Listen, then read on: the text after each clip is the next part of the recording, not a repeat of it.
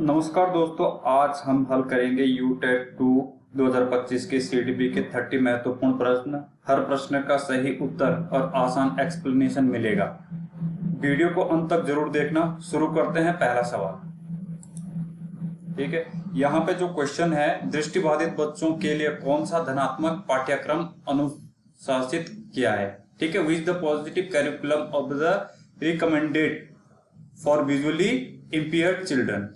यहाँ पे आपका ऑप्शन है दैनिक जीवन संबंधी कौशल, संवेदी परीक्षण, वेल पद्धति और उपरोक्त सभी।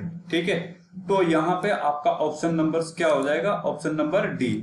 ठीक है, तो यहाँ पे दृष्टिबाधित बच्चों के लिए सर्वांगीण विकास के लिए दैनिक जीवन कौशल में इंद्रिय परीक्षण और बेल पद्धति तीनों आवश्यक है।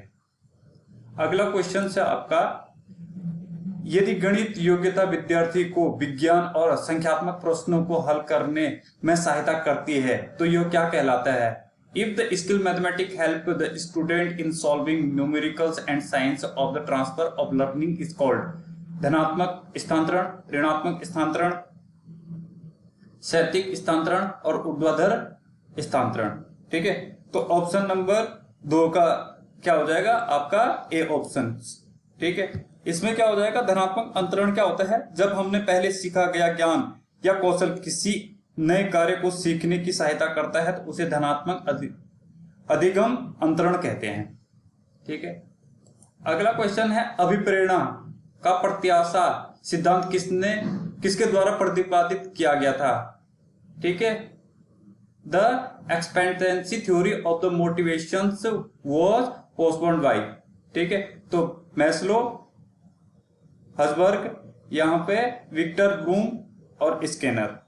ठीक है, तो आपका ऑप्शन नंबर क्या हो जाएगा? Option number C, Victor Vroom. Victor Vroom ने प्रत्याशा सिद्धांत दिया था। इसके अनुसार व्यक्ति तब अधिक प्रेरित होता है जब उसे विश्वास हो उससे प्रयास और अच्छा प्रदर्शन और वांछित परिणाम प्राप्त होंगे।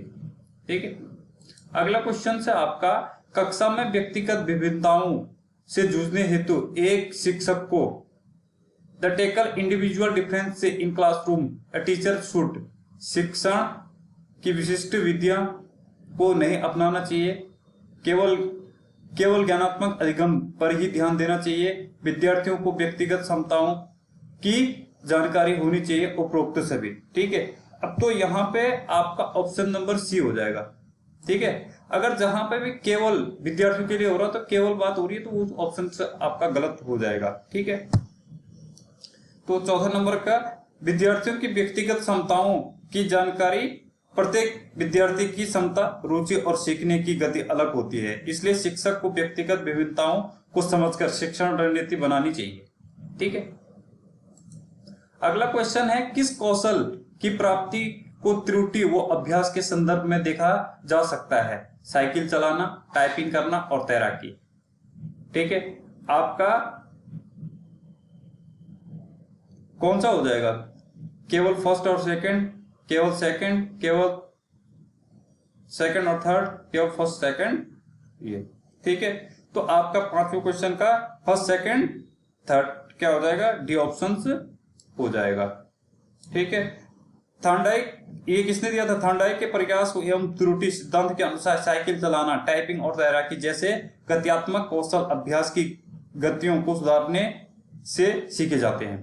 ठीक है, अगला क्वेश्चन है, शिक्षण का सबसे महत्वपूर्ण स्तर कौन सा है? ठीक है, तो आपका स्मृति स्तर, बोध स्तर, चिंतन स्तर और उपरोक्त में से कोई नहीं। तो शिक्षण का सबसे बड़ा महत्वपूर्ण स्तर कौन सा होगा? चिंतन स्तर। चिंतन स्तर शिक्षण के उच्चतम स्तर माना जाता है। इसमें विद्यार्थी समस्या समाधान, तार्किक चिंतन, विश्लेषण और स्वतंत्र विचार करने की क्षमता विकसित करता है। ठीक है, अगला क्वेश्चन है, प्रत्येक बच्चा संगीत नहीं सीख सकता है, यह कथन विकास के किस सिद्धांत से संबंधित है? समान प्रतिमान का सिद्धांत, विकास की विभिन्न गति का सिद्धांत है, वैयक्तिक विभिन्नता का सिद्धांत और विकास दिशा का सिद्धांत है।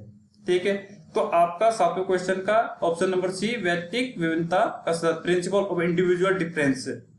ठीक है, तो वैयक्तिक विभिन्नता का सिद्धांत है, प्रत्येक बालक की जन्मजात क्षमता, रुचि और योग्यता अलग होती है, इसलिए सभी बच्चे किसी एक क्षेत्र में समान कुशल नहीं हो सकते हैं। ठीक है, अगला क्वेश्चन है आपका लैंगिक भूमिकाएं होती है, जेंडर रोल्स, सीखा हुआ व्यवहार, अपरिवर्तनशील, व्यक्तिगत रूप से निर्धारित, उपरोक्त में से कोई नहीं। ठीक है, तो 8वें का आपका क्या हो जाएगा, ऑप्शन नंबर 1 सीखा हुआ व्यवहार। ठीक है, सीखा हुआ व्यवहार क्या होता है, लैंगिक भूमिका मुख्यतः समाज, परिवार, संस्कृति और वातावरण से सीखी जाती है, इसलिए उन्हें सीखा हुआ सामाजिक व्यवहार माना जाता है। अगला है आउट ऑफ द बॉक्स चिंतन संबंधित है, मूर्त चिंतन से स्मृति आधारित अपसारी चिंतन और अभिसारी चिंतन। ठीक है, क्वेश्चन नंबर 9 का क्या हो जाएगा आपका, सी ऑप्शन, अपसारी यानी divergent thinking. Out of the box thinking में किसी भी समस्या के लिए पारंपरिक तरीके से हटकर नए अन्य अनेक संभावित समाधान खोजे जाते हैं। यह अपसारी चिंतन और सृजनात्मक से संबंधित है।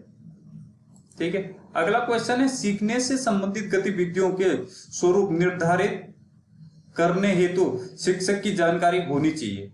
बच्चों को सीखने के तरीके की, बच्चों को पूर्व ज्ञान की, बच्चे को विविध परिवेश की और उपरोक्त में से सभी। ठीक है, तो इसमें जो बच्चा है वो सब चीज से क्या कर रहा है, जानकारी होनी चाहिए इन सब की। ठीक है,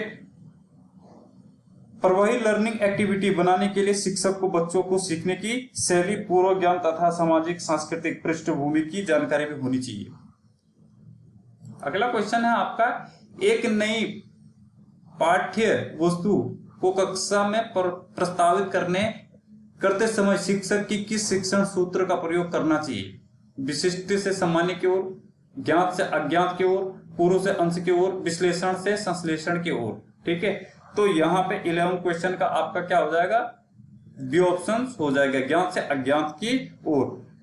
नई पाठ्य वस्तु को विद्यार्थी के पहले मौजूद ज्ञान से जोड़ना अधिक प्रभावी होता है, इसलिए शिक्षक को ज्ञान से अज्ञात की ओर बढ़ना चाहिए।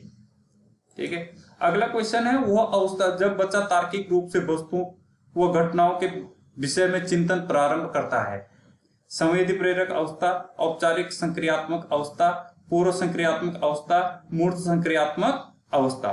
ठीक है, सेंसरी ऑपरेशनल स्टेज या फॉर्मल। ठीक है, तो आपका 12th क्वेश्चन का क्या हो जाएगा, ऑप्शन नंबर डी, यहाँ पे कॉन्क्रीट ऑपरेशनल स्टेज यानी मूर्त संक्रियात्मक अवस्था। ठीक है, इसमें क्या होगा, पियाजे के अनुसार 7 से 11 वर्ष की अवस्था बच्चा मूर्त घटनाओं और वस्तुओं के बारे में तार्किक ढंग से सोचना शुरू करता है। अगला है योगात्मक आकलन का उद्देश्य क्या है, समेटिव असेसमेंट, अधिगम के लिए आकलन, अधिगम का आकलन, निदानात्मक आकलन या यहाँ पर उपरोक्त सभी। तो 13 का आपका क्या हो जाएगा, ऑप्शन नंबर बी, अधिगम का आकलन। इसमें क्या होता है, योगात्मक आकलन सामान्यतः शिक्षण की इकाई या सत्र के अंत किया जाता है। इसका उद्देश्य यह जानना है कि विद्यार्थी में कितना अधिगम किया जाता है। ठीक है, अगला क्वेश्चन है प्राथमिक स्तर पर मातृभाषा में शिक्षा देना बेहतर है क्योंकि यह बच्चों का आत्मविश्वास विकास करेगा, अधिगम को सरल बनाएगा, बौद्धिक विकास की सहायता करेगा, प्राकृतिक वातावरण में बच्चे को सीखने में सहायता करेगा। ठीक है, तो यहाँ पे आपका ऑप्शन नंबर डी क्या हो जाएगा, सही करेक्ट आंसर हो जाएगा। मातृभाषा बच्चे के घर और दैनिक जीवन से जुड़ी, इसलिए प्राथमिक स्तर मातृभाषा में शिक्षा बच्चे के लिए अधिक सहज और स्वाभाविक होता है। ठीक है, किस सिद्धांत के अनुसार सीखने की प्रक्रिया विद्यार्थियों के प्रत्येक सही उत्तर के लिए शिक्षक द्वारा पुनर्बलन दिया जाना चाहिए। ठीक है, शास्त्रीय अनुबंधन सिद्धांत, संक्रिय अनुबंधन सिद्धांत, कोलवर्ग अंतर्दृष्टि सिद्धांत या अनुभवजन्य सिद्धांत, यहाँ पे कोलर। ठीक है, तो आपका आंसर क्या हो जाएगा, ऑप्शन नंबर बी। ठीक है, क्रिया प्रसूत अनुबंध सिद्धांत है, ये किसने दिया था, बी एफ स्किनर ने। ऑपरेंट टू कंडीशनल सिद्धांत के सही प्रतिक्रिया के बाद पुनर्बलन देने में उस प्रतिक्रिया को दोबारा होने की संभावना बढ़ती है। ठीक है, अगला क्वेश्चन है समावेशी शिक्षा आधारित है। ये क्वेश्चन बार बार पूछा जा रहा है। समावेशी शिक्षा शून्य अस्वीकृत के सिद्धांत पर, विशिष्ट कक्ष के शिक्षा प्रदान करने के सिद्धांत पर, सीमित अवसर के सिद्धांत पर और उपरोक्त में से उपरोक्त सभी। ठीक है, तो 16 का आपका क्या हो जाएगा, ऑप्शन नंबर ए, शून्य अस्वीकृति के सिद्धांत पर। ठीक है, समावेशी शिक्षा का उद्देश्य प्रत्येक बच्चे की शिक्षा का अवसर देना और किसी भी बच्चे की क्षमता, दिव्यांगता या सामाजिक पृष्ठभूमि के कारण शिक्षा के अलग नहीं किया जाना चाहिए। ठीक है, अगला क्वेश्चन है, निम्न में से कौन सा संवेग नकारात्मक संवेग की श्रेणी में नहीं है? Which is the following of the not category of negative emotion? भय, घृणा या क्रोध या प्रेम। ठीक है, तो आपका ऑप्शन नंबर क्या हो जाएगा, प्रेम। ठीक है, भय, क्रोध और घृणा सामान्यतः नकारात्मक संवेग माने जाते हैं, जबकि प्रेम एक सकारात्मक संवेग है। ठीक है, अगला क्वेश्चन है, एक बच्चा जो लिखने में कठिनाई महसूस करता है उसकी अक्षमता कहलाती है। यहां पे डिस्लेक्सिया, डिस्कुलिया और डिस्ग्राफिया या उपरोक्त में से कुछ नहीं। ठीक है, डिस्ग्राफिया क्या होता है? डिस्ग्राफिया लिखने संबंधित कठिनाई, डिस्लेक्सिया पढ़ने और डिस्कुलिया गणितीय गणना के लिए होता है। ठीक है, डिस्लेक्सिया क्या होता है? पढ़ने के लिए। डिस्कैलकुलिया क्या होता है? गणित की गणना के लिए। और ये क्या होता है? यहाँ पे बच्चा लिखने से संबंधित। ठीक है, अगला क्वेश्चन है आपका, भावनात्मक स्थिरता किस अवस्था की विशेषता है? Emotion of the instability of the characteristics of शिशुअवस्था, बाल्यावस्था, किशोरावस्था या पौधावस्था। ठीक है, तो यहां पर 19 का क्या हो जाएगा, ऑप्शन नंबर सी, किशोरावस्था। किशोरावस्था में शारीरिक, हार्मोनल और सामाजिक परिवर्तन तेजी से होते हैं। इन परिवर्तनों के कारण इस अवस्था में भावात्मक उतार और चढ़ाव अधिक दिखाई दे सकते हैं। ठीक है, अगला क्वेश्चन है,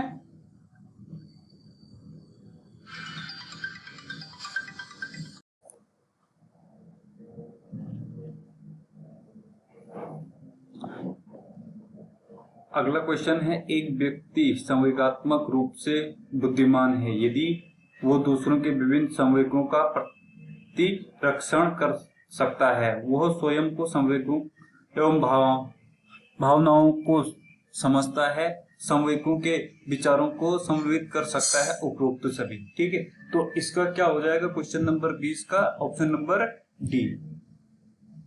ठीक है, संवेगात्मक रूप से बुद्धिमान व्यक्ति अपनी भावनाओं को समझता है और नियंत्रित करता है तथा दूसरों की भावनाओं को पहचानकर उसे उचित व्यवहार करता है। अगला क्वेश्चन है, एक बच्चा विषय वस्तु की जानकारी प्राप्त करने हेतु स्वयं से अध्ययन करता है। उदाहरण है आंतरिक अभिप्रेरणा, बाह्य प्रेरणा, अहम प्रवृत्तिका और शिक्षण के अवहेलना का। ठीक है, तो इसका ऑप्शन नंबर ए क्या हो जाएगा, सही आंसर हो जाएगा 21 का। आंतरिक अभिप्रेरणा क्या होता है, जब बच्चा बिना किसी बाहरी पुरस्कार या दबाव के अपनी रुचि, जिज्ञासा और संतुष्टि के लिए स्वयं अध्ययन करता है, तो उसे आंतरिक अभिप्रेरणा कहते हैं। ठीक है, अगला क्वेश्चन है, वंचित वर्ग के विभिन्न की निम्न में से कौन सी विशेषता नहीं होती है? निम्न स्तर का आत्मसम्मान, सामाजिक दक्षता, व्यवहारिक समस्या और भाषा संबंधी समस्या। ठीक है, तो 22 का क्या हो जाएगा, आपकी सामाजिक दक्षता। वंचित वर्ग के सभी बच्चों के संसाधनों और अवसरों की कमी जैसे समस्याओं का सामना करना पड़ सकता है, इसलिए सामाजिक दक्षता उसकी सामान्य विशेषता नहीं माना जाता है। ठीक है, अगला क्वेश्चन है, एक बालक की बुद्धि लब्धि 105 है। टर्मन के वर्गीकरण के अनुसार आप उसे किस वर्ग में रखोगे? मंद बुद्धि, सामान्य बुद्धि, श्रेष्ठ बुद्धि और अति श्रेष्ठ बुद्धि। ठीक है, तो टर्मन के वर्गीकरण में जो 90 से 109 के आईक्यू होता है वो औसत बुद्धि की श्रेणी में रखा जाता है। ठीक है, और 105 आईक्यू वाला बच्चा बुद्धि श्रेणी में आता है। ऑप्शन नंबर क्या आ जाएगा, 105 वाला सामान्य बुद्धि में। ठीक है, अगला क्वेश्चन है, निम्न में से कौन सी विशेषता किशोर के सामाजिक विकास को इंगित करती है? किशोर धार्मिक विचारों से प्रभावित होता है, किशोर अपने साथियों के समूह से प्रभावित होता है, किशोर सही व गलत विषय में सजग नहीं रहता है, उपरोक्त में से कोई नहीं। ठीक है, तो ऑप्शन नंबर 24 का क्या हो जाएगा आपका, ऑप्शन नंबर बी। ठीक है, तो इसमें किशोर में पीर ग्रुप का बड़ा प्रभाव पड़ जाता है। किशोर अपने मित्रों, राय, व्यवहार, रुचियों और गतिविधियों से प्रभावित हो सकते हैं। ठीक है, अगला क्वेश्चन है आपका, कौन सी स्थिति समावेशी कक्षा के उपयुक्त प्रबंध को दर्शाती है? श्रवण बाधित विद्यार्थियों के बीच की पंक्ति में बिठाया जाता है, मानसिक रूप से मंद बालक को अलग बिठाया जाता है, विद्यार्थियों को इस तरह बिठाया जाता है कि वो आरामदायक स्थिति में शिक्षण अधिगम में भाग ले सके, उपरोक्त सभी। ठीक है, तो 25 का आपका ऑप्शन नंबर क्या हो जाएगा? सी। इसमें समावेशी कक्षा में बच्चे को सीखने और भाग लेने में समान अवसर मिलना चाहिए। बैठने की व्यवस्था भी बच्चों की आवश्यकता के अनुसार सुविधाजनक होनी चाहिए। ठीक है, अगला है रचनात्मक आंकलन का प्रयोग किया जाता है। यहाँ पे अनुदेशात्मक प्रक्रिया के दौरान विद्यार्थियों की प्रगति जानने हेतु अनुदेशात्मक प्रक्रिया के दौरान केवल शिक्षकों की प्रगति जानने के लिए अनुदेशात्मक प्रक्रिया के दौरान शिक्षकों विद्यार्थियों की प्रगति जानने हेतु अनुदेशात्मक प्रक्रिया से पूर्व विद्यार्थियों की प्रगति जानने हेतु। ठीक है, तो आपका 26 का क्या हो जाएगा? Option number C. ये फॉर्मेटिव असेसमेंट शिक्षण के दौरान लगातार किया जाता है। इसे शिक्षण को विद्यार्थी की प्रगति और कठिनाई का पता चलता है तथा समय पर सुधार किया जा सकता है। ठीक, अगला है पियाजे द्वारा प्रतिपादित औपचारिक संक्रियात्मक अवस्था में बालक किस योग्यता का विकास होता है? वस्तुओं को पकड़ने की, समस्या समाधान की, वस्तुओं का भार समझने की, उपरोक्त में से कोई नहीं। ठीक है, तो यहाँ पे 27 का आपका ऑप्शन नंबर बी क्या हो जाएगा? करेक्ट ऑप्शन हो जाएगा। पियाजे के अनुसार औपचारिक संक्रियात्मक अवस्था लगभग 11 वर्ष के बाद शुरू होती है। इसे अमूर्त चिंतन, तार्किक तर्क और जटिल समस्या समाधान क्षमता विकसित होती है। अगला क्वेश्चन है आपका 28, कक्षा में लैंगिक समता का बढ़ावा हेतु शिक्षक को सभी लड़कियों के साथ समान व्यवहार करना चाहिए, सभी लड़कों के साथ समान व्यवहार करना चाहिए, लड़कियों के साथ भी वैसा व्यवहार करना चाहिए जैसा लड़कों के साथ, उपरोक्त सभी। ठीक है, तो ऑप्शन नंबर आपका 28 का क्या हो जाएगा? करेक्ट ऑप्शन हो जाएगा। लैंगिक समताओं के लिए शिक्षक को सभी विद्यार्थियों को समान अवसर, समान भागीदारी देनी चाहिए तथा लैंगिक के आधार पर भेदभाव नहीं करना चाहिए। अगला क्वेश्चन है, सतत व व्यापक मूल्यांकन के अंतर्गत विद्यार्थियों की किस क्षमता का सतत रूप से मूल्यांकन किया जाता है? ज्ञान, रुचि, आपका मूल्य या उपरोक्त सभी। ठीक है, तो ऑप्शन नंबर डी 29 का क्या हो जाएगा? करेक्ट आंसर हो जाएगा। सतत एवं व्यापक मूल्यांकन में विद्यार्थी के विकास एवं विभिन्न पक्षों का आंकलन किया जाता है। इसमें ज्ञान, रुचि, मूल्य, व्यवहार और अन्य क्षमताओं को भी ध्यान में रखा जाता है।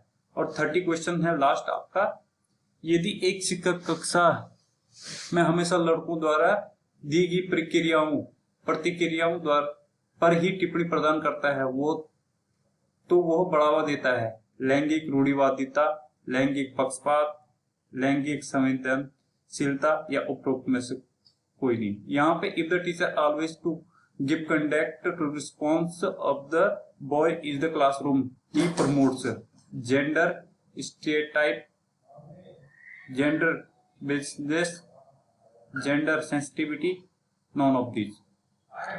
तो आपका क्या हो जाएगा? Option number B. ठीक है, यदि शिक्षक केवल लड़कों की प्रतिक्रियाओं पर ध्यान देता है तो लड़कियों के समान अवसर नहीं देता है, तो वो जेंडर बिजनेस अर्थात लैंगिक पक्षपात को बढ़ावा देता है। ठीक है, ये 30 क्वेश्चन थे, कंप्लीट हो गए। अगर आपको ये वीडियो अच्छी लग रही हो तो कृपया लाइक, शेयर, कमेंट जरूर करें ताकि अधिक वीडियो हम लाते रहें।